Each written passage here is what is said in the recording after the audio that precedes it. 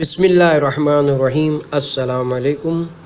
یہ کتاب آپ کے لیے کاشان بصیرت کی جانب سے ریکارڈ کی جا رہی ہے۔ پارٹ نمبر 16، سفیر انقلاب شہید ڈاکٹر محمد علی نقوی۔ شہادت کیا ہے اور شہید کا رتبہ کیا ہے؟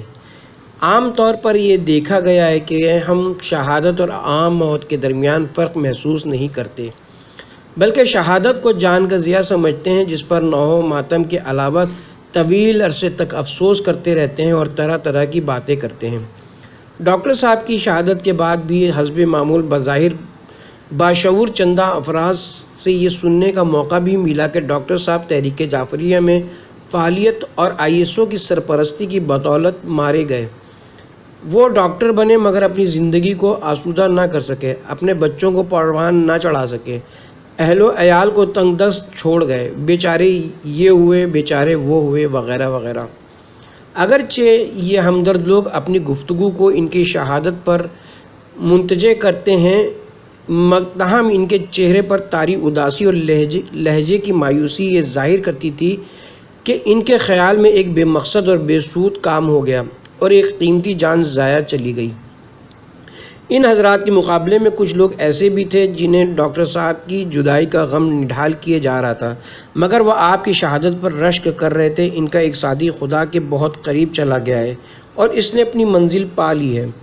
چونکہ ہمارے معاشرہ بالخصوص پاکستان میں شہید کی منزلت کا ادراک کم ہے اور شہادتوں کا رواج نہ ہونے کے برابر ہے، اس لیے لوگ شہید کے لفظ سے جی کو تو مطمئن کر لیتے ہیں، جبکہ اس کے برعکس وہ شہید کی موت پر بے حد افسردہ اور مایوس ہوتے ہیں۔ فروری 1979 میں ہمارے پڑوسی اور اسلامی ملک ایران میں اسلامی انقلاب کا جو سرخرو سورج طلوع ہوا، اس کی سرخی ہزاروں شہداء کی مرہون منت تھی۔ ایران کے عوام کے جذبہ شہادت کا واقعہ ایک دوست نے نقل کیا کہ جب عراق کی جاہریت کے خلاف ایرانی نوجوان محاذ کی طرف رواں دواں تھے، اس وقت ہر نوجوان کی کوشش تھی کہ اسے کسی لشکر میں شامل ہونے کی اجازت مل جائے۔ وہ فرماتے ہیں کہ ہم پاکستانی دوست حضرت امام رضا علیہ السلام کے روضے کے قریب بیٹھے تھے کہ ایرانی نوجوانوں کا ایک گروہ دوڑتا ہوا آیا اور ہجوم کا سینہ چیر کر امام کی مرکز سے لپٹ کر شہادت کی دعائیں مانگنے لگا۔ یہ نوجوان لشکر امام مہدی کے سپاہی تھے جو جذبہ شہادت سے سرشار محاذ جنگ کی جانب جھومتے جا رہے تھے۔ جب یہ لشکر دعا و مناجات کے بعد روضہ امام سے رخصت ہونے لگا تو لوگوں نے قطاروں میں کھڑے ہو کر ان پر بے پناہ گل پاشی کی، ان پر عطر کے چھڑکاؤ کیے، ان کے راستے میں دمبے ذبح کیے اور ان کے لیے فتح اور شہادت کی دعا کی۔ جب یہ کاروان اسٹیشن پر پہنچا تو ان کو رخصت کرنے کے لیے دور دراز کے رشتہ دار آئے ہوئے تھے۔ لگتا تھا کہ محاذ پر جانے والوں نے اپنے تمام عزیز و اقارب کو چند روز پہلے مطلع کیا تھا، اس لیے ان کے رشتہ دار ان کے لیے سرخ پھولوں کے ہار اور تحائف لائے تھے۔ کسی چہرے پر نام تک کی اداسی کا گمان نہ تھا۔ مجاہدین اور لواحقین کے چہرے سرخ پھولوں کے درمیان چاند کی چاندنی کی طرح چمک رہے تھے۔ دوست نے مزید بتایا کہ چونکہ ہمارا مزاج پاکستانی تھا، اس لیے یہ منظر دیکھ کر ہماری آنکھیں چھلک پڑیں اور ہم مجاہدین کے لواحقین کے ایسے جرمٹ میں چلے گئے جہاں 2-4 خواتین اور ایک معذور ضعیف شخص کھڑے تھے۔ ہم نے ماجرا پوچھا تو وہ معذور ضعیف گویا ہوئے کہ آج لشکر امام مہدی علیہ السلام کی روانگی ہے۔ ہمارے گھرانے کی خوش قسمتی کہ آج ہمارے آخری بیٹے کو اس لشکر میں شامل ہونے کا موقع نصیب ہوا ہے۔ اس سے پہلے میرے 2 بڑے بیٹے محاذ پر شہید ہو چکے ہیں، جبکہ ایک محاذ پر میری ٹانگ بھی کٹ چکی ہے۔ ضعیف عمر اور بظاہر بے سہارا والد بار بار دعا کے لیے ہاتھ اٹھا رہا تھا۔ اسی طرح اس کی ضعیف والدہ اپنا دامن پھیلا کر خدا سے دعا مانگتی تھی کہ اے خدا، بصدقہ امام مہدی اور بصدقہ زہرا سلام اللہ علیہا ہمیں اس کربلا میں سرخرو فرمانا۔ شہید پرور والدین کے چہرے پر منہ برابر ملال نہ تھا، بلکہ معذور والد بار بار اپنی بدقسمتی کا تذکرہ بھی کرتا تھا کہ وہ محاذ پر شہید نہیں ہو سکا اور یوں وہ قربت خداوندی کے حصول میں ناکام رہا ہے۔ پاکستانی دوست وہاں کے شہداء کے گھروں تک بھی پہنچے تاکہ شہداء کی آمد پر لواحقین کا رویہ جان سکیں۔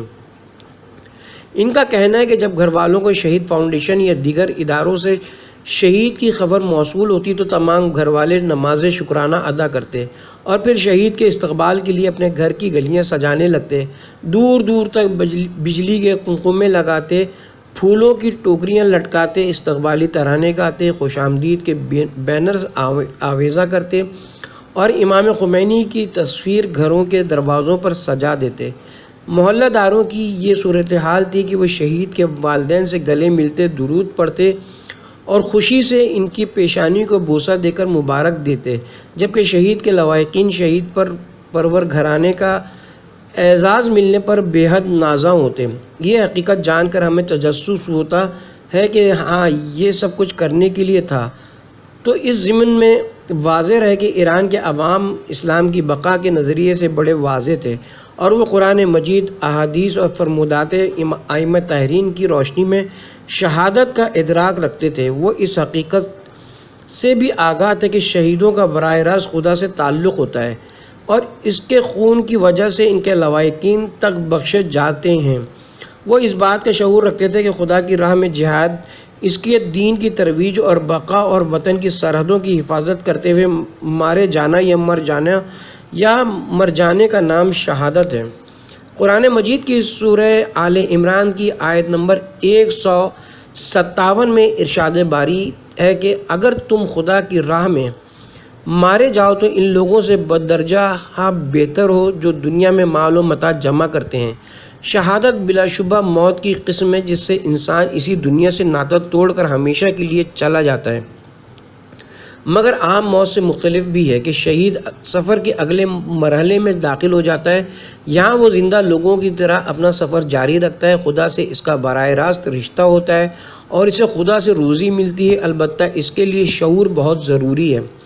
صدر اسلام میں جب لوگ رسول خدا کے ساتھ جہاد کی طرف جاتے اور شہید ہو جاتے تو ان کے عزیز و اقارب کفار طرح طرح کی باتیں بناتے۔ قرآن مجید فرماتا ہے، اے رسول، جن لوگوں نے خدا کی راہ میں قربانیاں دیں ان کے بھائی کہتے ہیں کہ اگر یہ ہمارا کہا مانتے تو قتل نہ ہوتے۔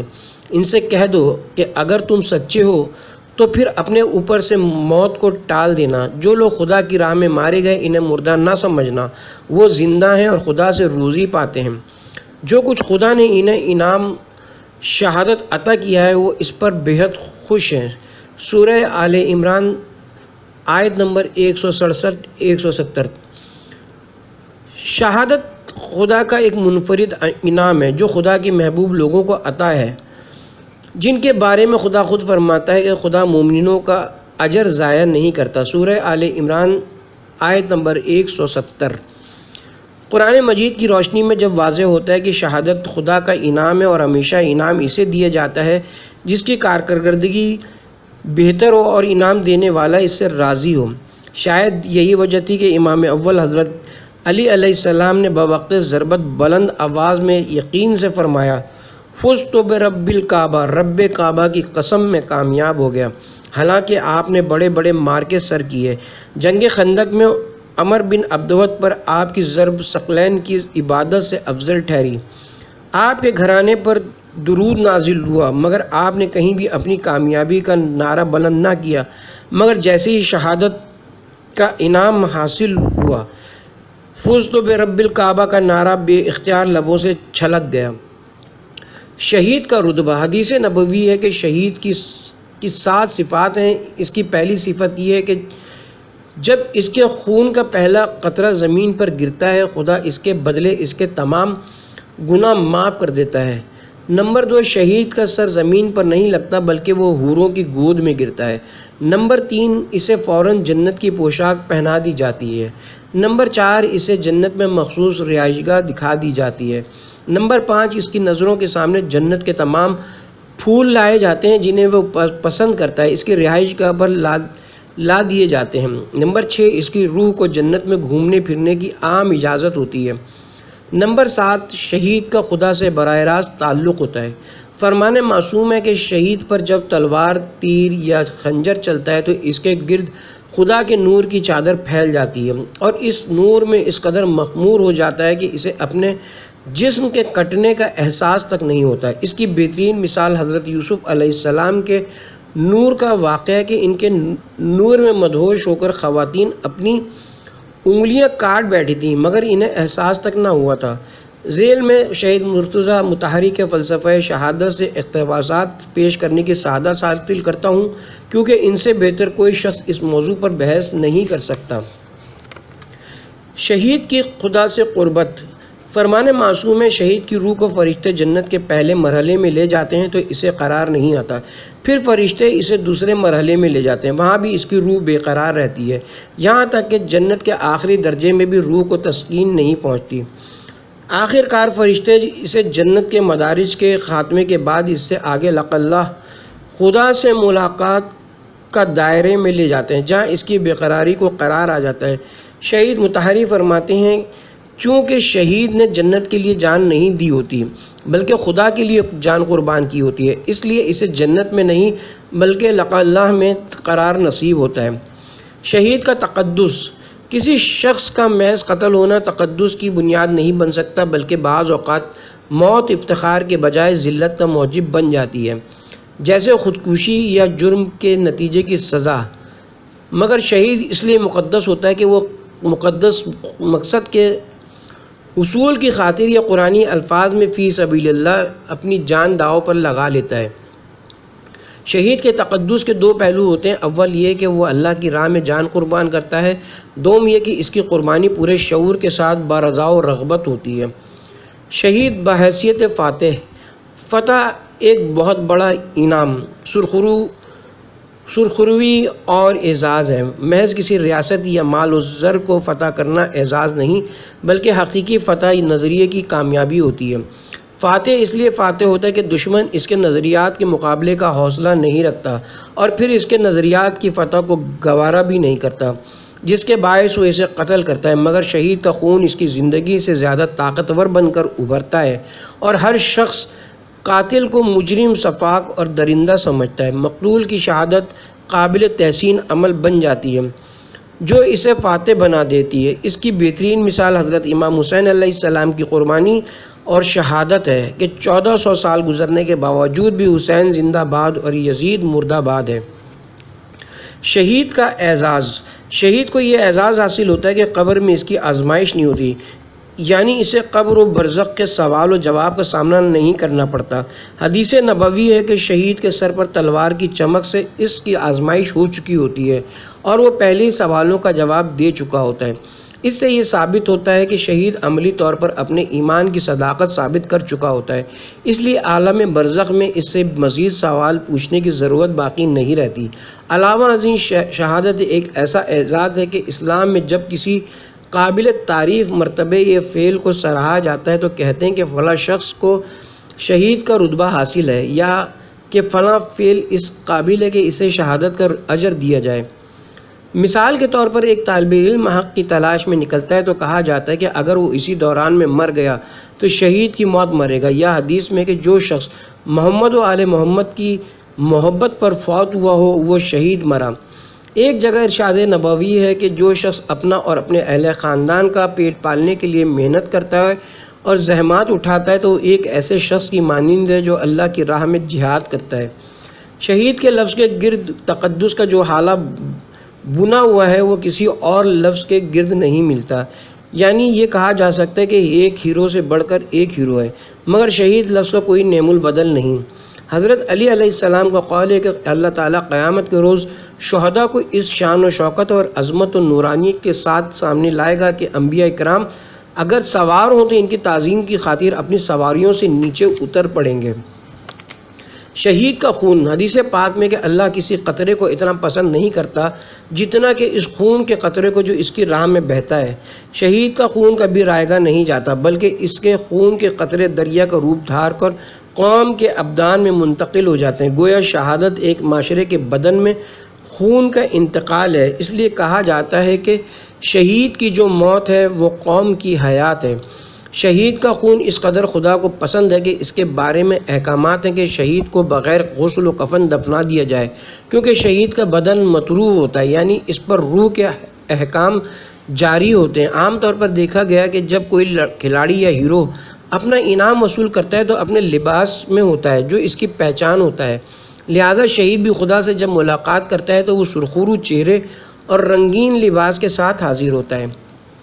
شہید کی ولولہ انگیزی۔ شہید کی سب سے بڑی خصوصیت یہ ہے کہ وہ قوم میں ہمت اور ولولہ پیدا کرتا ہے۔ جن قوموں میں جوش، بالخصوص الہی جذبے کی روح مر جاتی، شہید ان کے اندر دوبارہ دلاوری، صبر، ہمت اور جوش پیدا کرتا ہے۔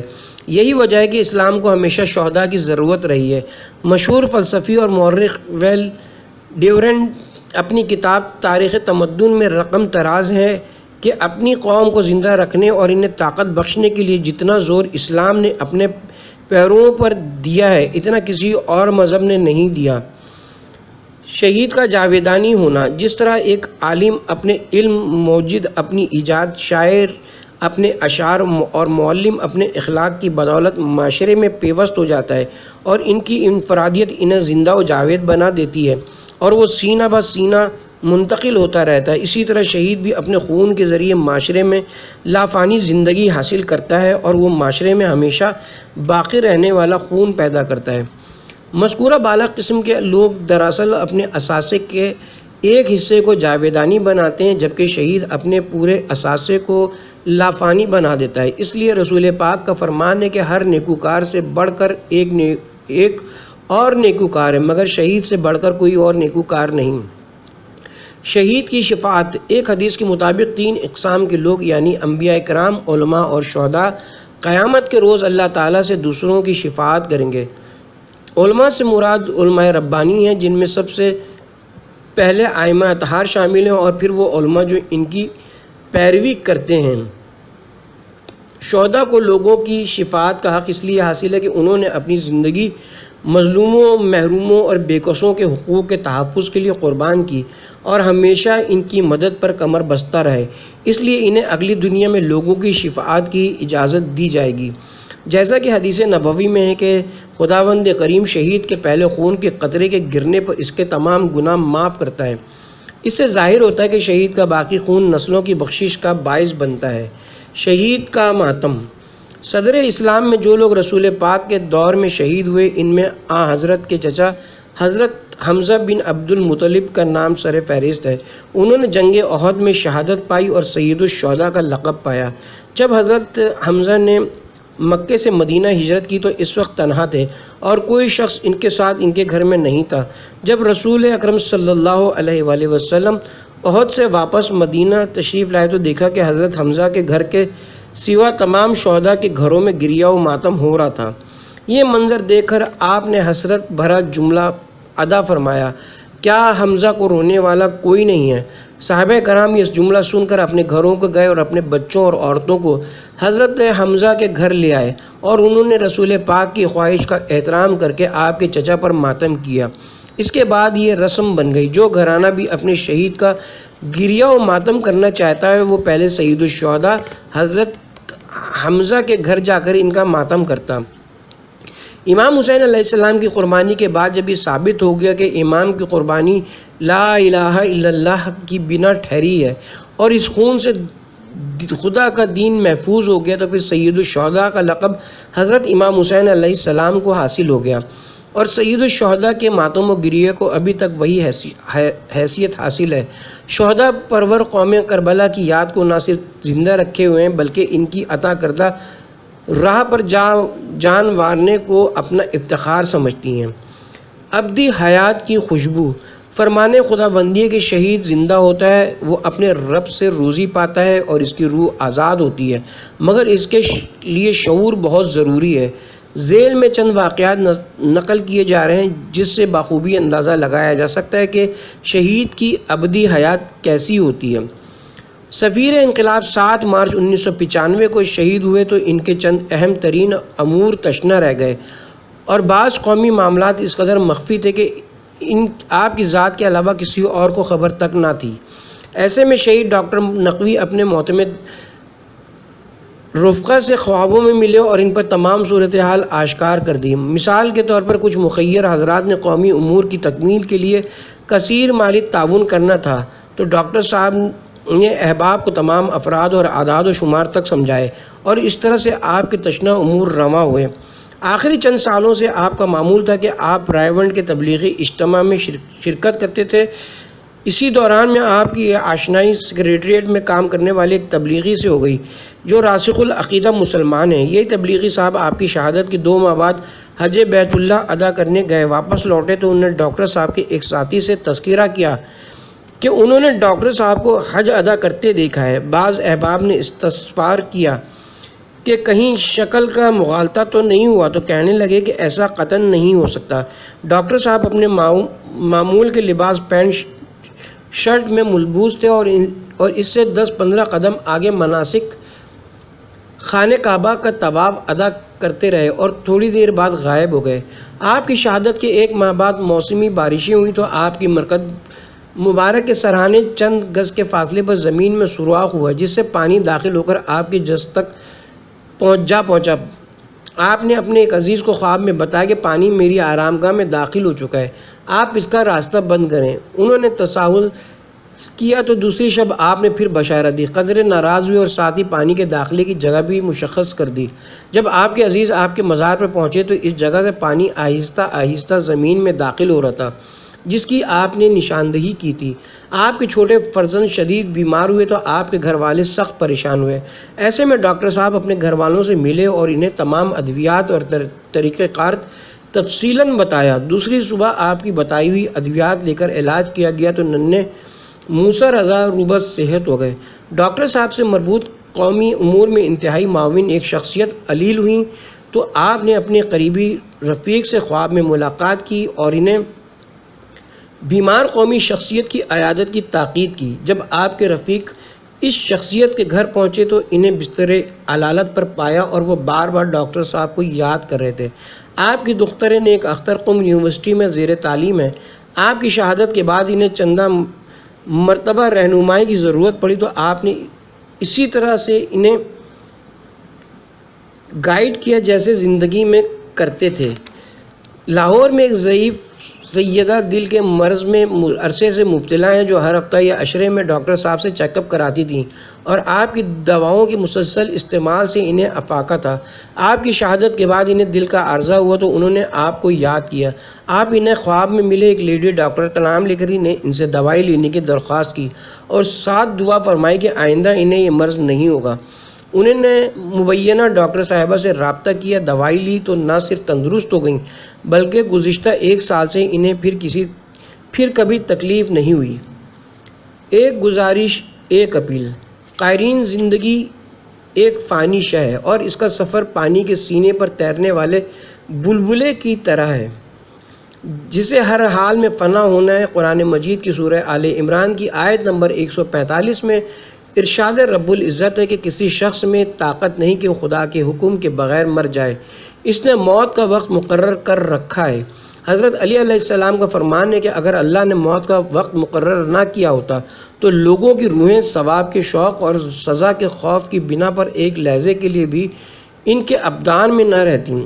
یہ ایک اٹل حقیقت ہے کہ ہر جسم نے موت کا مزہ چکھنا ہے، اور اسی فرمان خداوندی کی روشنی میں حضرت امام حسین علیہ السلام نے فرمایا تھا جب جسم فنا ہونے کے لیے ہی ہے تو پھر راہ خدا میں فنا ہونا ہی بہترین عمل ہے۔